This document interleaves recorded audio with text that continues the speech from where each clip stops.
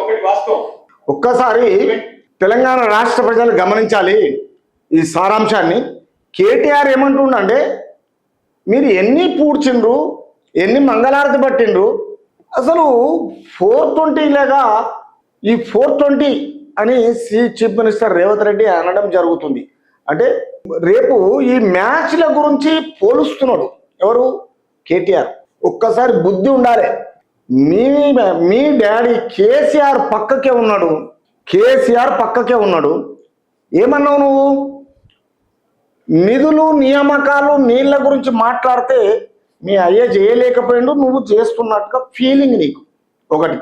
మరి ఒక దళితుని సీఎం చేస్తున్నాడు, అది మేనిఫెస్టో కాదా?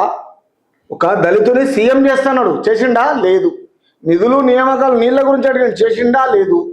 మనిషికి 3 ఎకరాల భూమి ఇస్తున్నాడు, ఇచ్చిండా? ఇయ్యలేదు.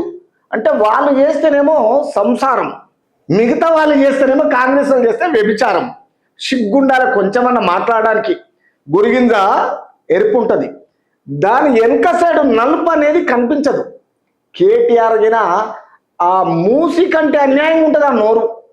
ఆ నోటితోటి తెలంగాణ ప్రజలను మోసం చేయాలని చూస్తున్నాడు.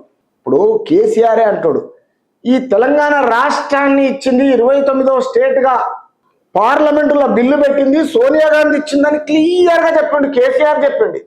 కేసీఆర్ చెప్పిండు తెలంగాణ రాష్ట్ర ప్రజలకు, ఒప్పుకుంటున్నాడు.